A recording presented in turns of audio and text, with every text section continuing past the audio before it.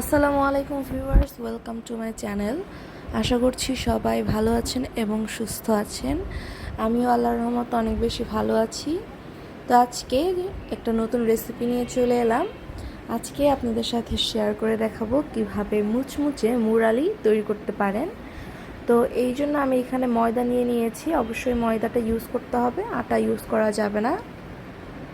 আমি ফার্স্টে এখানে ময়দা নিয়ে নিচ্ছি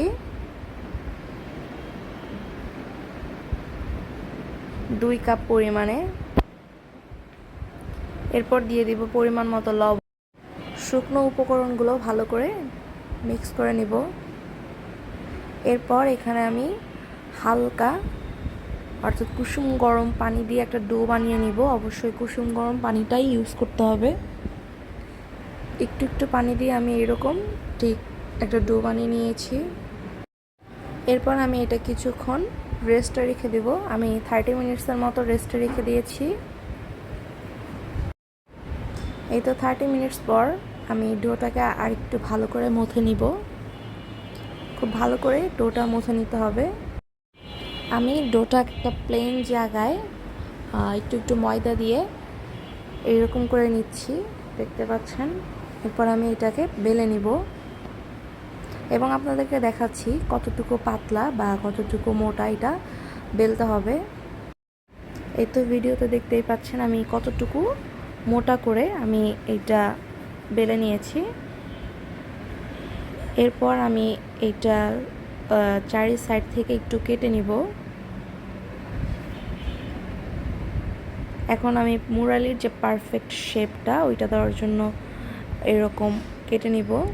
খুব বেশি পাতলা বা খুব বেশি মোটা করতে যাবেন না।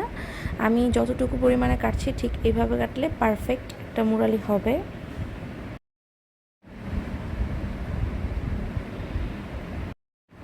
এই তো আমি লম্বি কেটে নিয়েছি। এখন আমি এটাকে ঠিক মাঝ বরাবর এভাবে কেটে নিব। এই তো দেখতেই পাচ্ছেন কেটে নেওয়া হয়ে গেছে। এখন আমি আপনাদেরকে ভেজে দেখাবো। এর জন্য আমি এখানে সয়াবিন তেল গরমে বসিয়ে দিয়েছি এবং যখন হালকা হালকা গরম হবে তখন আমি এই মুরালির যে ডোটা এটা আমি দিয়ে দেব এবং অবশ্যই হালকা আঁচে এটাকে ভাজতে হবে এবং চুলার আঁচটা মিডিয়ামে রাখতে হবে। এই তো এই অবস্থায় আমি আরেকটু উল্টিয়ে দিচ্ছি এবং এই পর্যায়ে আমি নামিয়ে নিব। খুব বেশি ভাজতে যাবেন না, এতে করে কালারটা সুন্দর আসবে না বা প্রপারলি হবে না। এখন আমি মুরালির যে শিরাটা সেটা বানিয়ে নিব।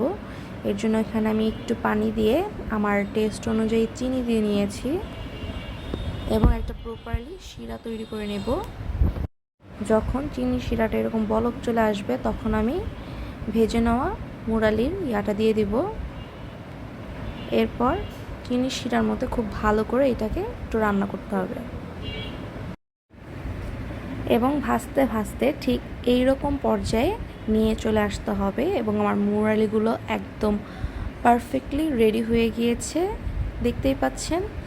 এইভাবে আপনারা চাইলে বানিয়ে বছরের মতো সংরক্ষণ করে রাখতে পারেন। আপনাদেরকে ভেঙে দেখাচ্ছি যে কী পরিমাণ পারফেক্ট এবং মুচমুচে হয়েছে।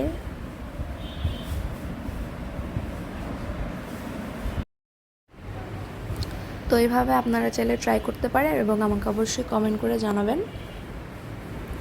আশা করছি আজকের ভিডিওটা আপনাদের কাছে ভালো লেগেছে। পরবর্তী আর কোন ধরনের ভিডিও চান অবশ্যই আমাকে কমেন্ট করে জানাবেন। আজকের মতো এইখানেই বিদায় নিব। সবাই ভালো থাকবেন, সুস্থ থাকবেন। আল্লাহ হাফেজ।